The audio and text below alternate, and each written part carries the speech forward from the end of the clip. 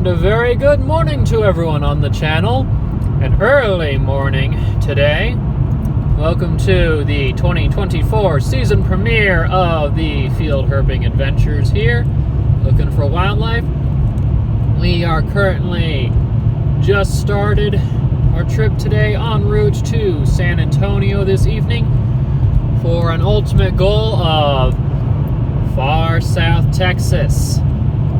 Subtropical, home to all sorts of animals that I have never gotten to see before. Hopefully we'll find some cool things. Stay tuned. It's no exaggeration to say that this was by far the longest trip I will probably take just driving straight on the whole year. Over 14 hours down to San Antonio the first night, and then the second day another 4.5 through subtropical Texas down to Brownsville. Well, we've made it to South Texas.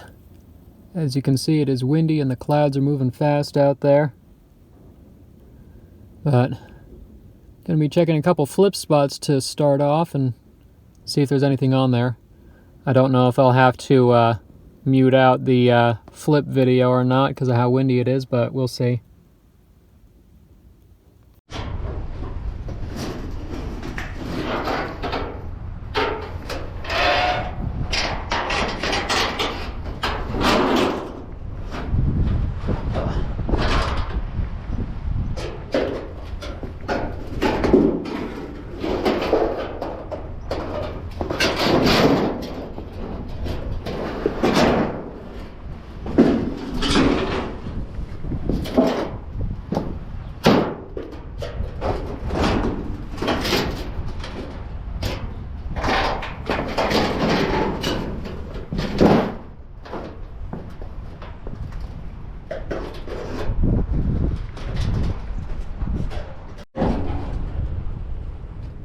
Damn, there was a big skink.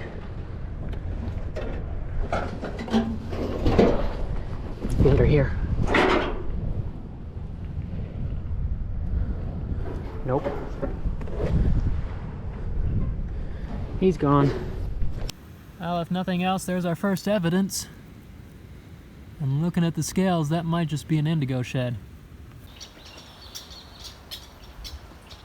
There's a green jay right there. 2 of them. I'm gonna have to get my better camera and come back out here in a minute.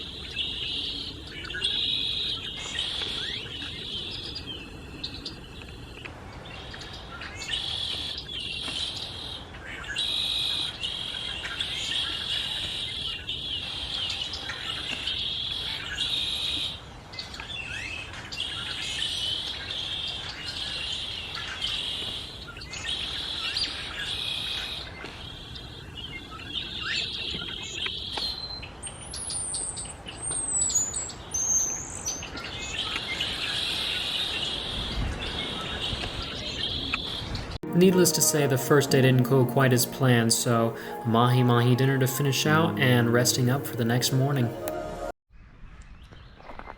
Well, folks, yesterday got rained out, unfortunately, and didn't find a whole lot. But today, we're starting off with a visit to the Sabal Palm Sanctuary, or sable palm. And unfortunately, it's still a little cold right now, but there's a chance we might see some cool birds at least. The speckled racer might be off the books, but other snakes might be possible. And I hear parrots in the background somewhere, so we'll go see them too.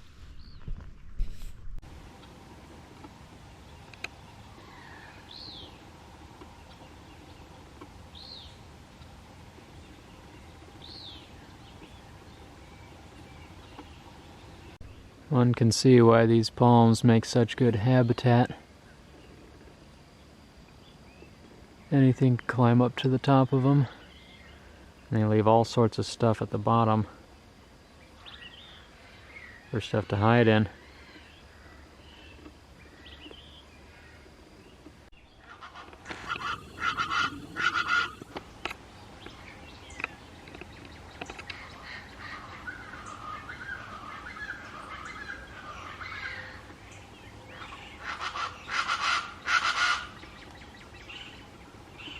Oh, you guys.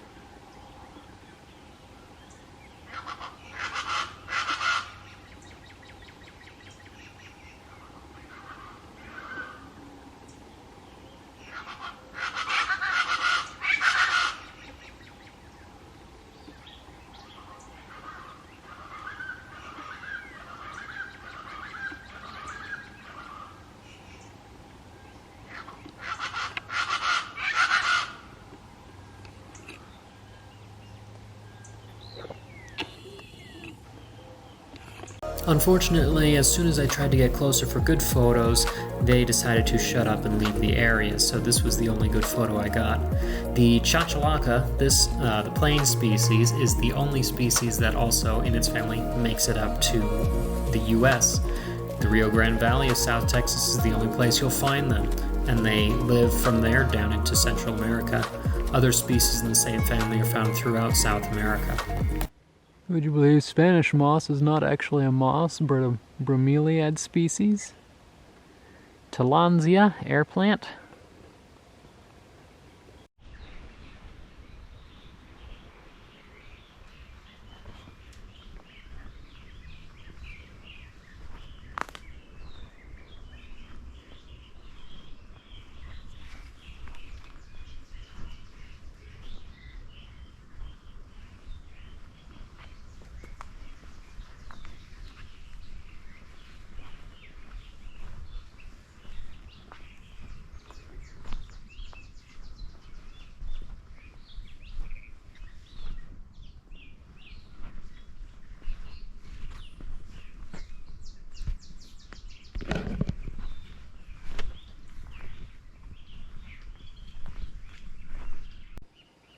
Oh, I've got no idea what this guy's doing here, but he's and the camera doesn't want to focus on him because he's so small. We just got a caterpillar floating in the air, middle of the walkway. And there we are, the first reptile of the trip. A very, very bright green anole. If they're out, so should the snake, especially if he's that green. Look at him. These guys are found just down into the northern Mexico along the coast here, all the way over into Florida. But in the southern parts of their range, like here and in Florida, they're being pushed out by invasive brown anoles. These guys have to retreat up into higher parts of the trees to survive wherever those guys are present. Nice to see such a pretty one as the first guy. So while green anoles certainly aren't anything new to me, I've seen them down in Florida before, they are new to the channel, which is nice. And finally, a common animal that a lot of people are familiar with brought onto the channel as well. These guys used to be really common until the brown anoles started pushing in, and now wherever those guys are present, it's hard to find these guys because if they're still present at all, they're high up in the treetops. But they're able to persist there because the brown anoles stay down lower and utilize a different niche from what these guys are able to use.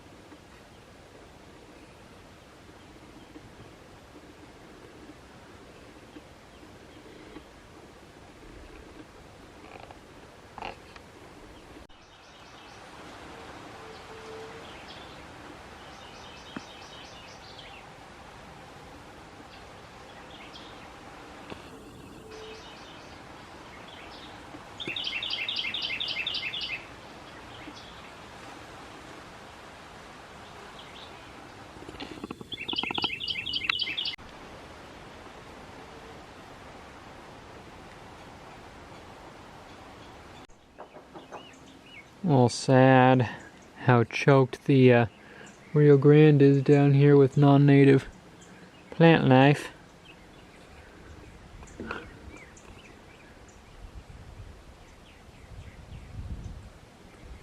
I'm pretty sure all of that down there is hyacinth and other unwelcome stuff. But this is the kind of area that things like jacanas would hang out in if they're here. That's not much, but there's a scorpion. Look at that thing. Little striped bark scorpions down here.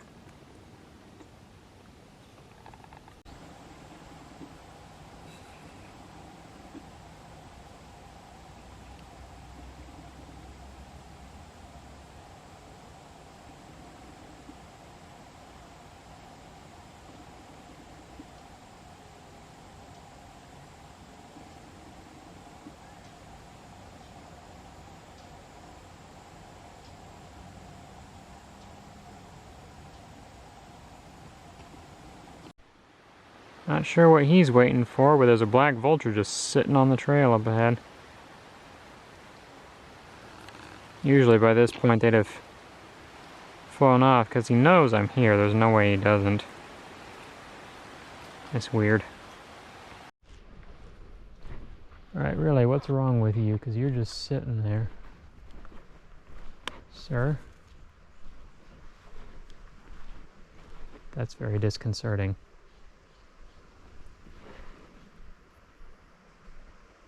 You might be sick. Oh dear.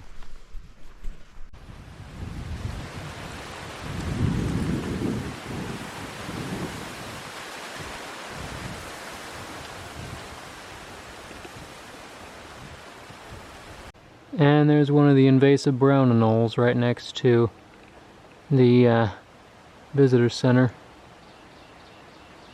About the same size as the big green anole earlier. Oh well. No more reptiles were seen and the birds were all the same, so took a few photos of the wildflowers there. Coral beans, erythrina, scarlet hibiscus, and bottlebrush trees, before heading north for a little bit, briefly stopping by the Palo Alto National Historic Battlefield site, where a greater roadrunner was hanging around near the parking lot, but not a whole lot to see there either, unfortunately.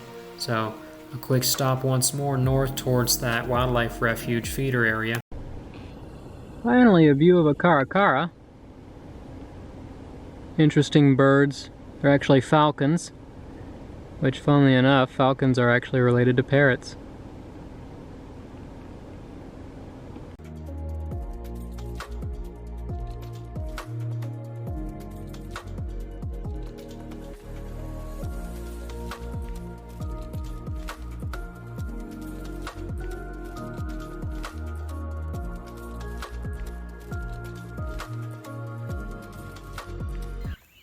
Well, on day 3, with chachalakas calling in the background, we've stopped at what is supposed to be a little gator pond. But the gator pond is just about dry. We've only got the gator wallows right here, and no gators using them. You can see evidence that they've been around, obviously, but they're not here right now, so we'll have to go elsewhere to see if we can find them. So I've stopped briefly on this bridge because it was suggested that apparently there's some alligators that are kind of habituated to people in the area. We'll see if any of them show up, but as of right now, it's really hard to see them, but there's a whole bunch of big gar in the water down there. Twice they've come up for breath. I'm staring at one right now.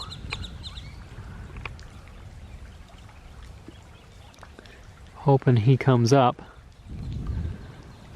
I don't know which species. I think they're the spotted gar, but cool nonetheless. Both the spotted and the alligator gar live in here.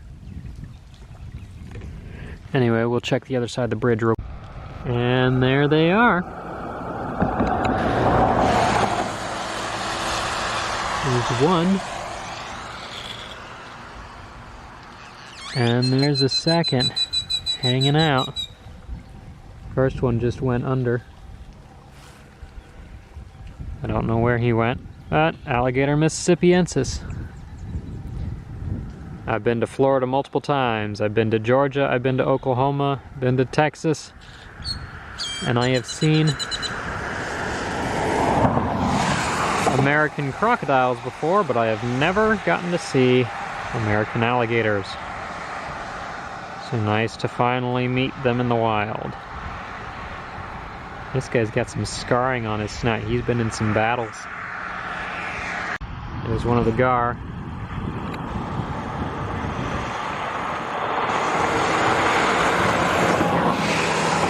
There's another one way out there. Oop, there's the big bull that they were talking about, I'm guessing. Here he comes. Okay, so that's 4 gators so far. Okay, let's see here.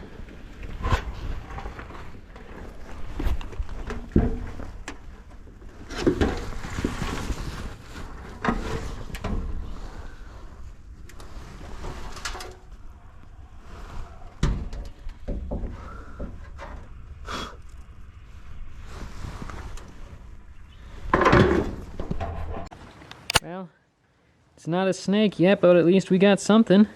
This really cool skink. I'll double check what species it is and put it up for you guys, but hiding underneath some junk. I don't think this is a species I've encountered before, like maybe the 4-line skink. So, cool guy. Nearly lost him because he was slipping away and this tin is heavy. But nice to finally see something out here.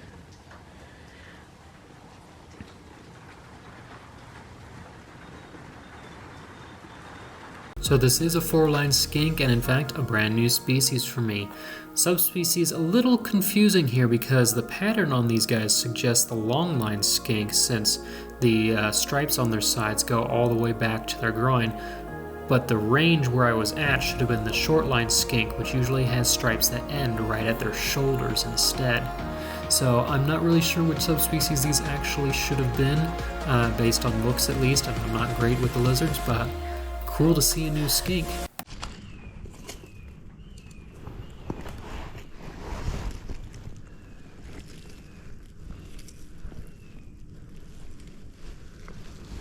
Got another one.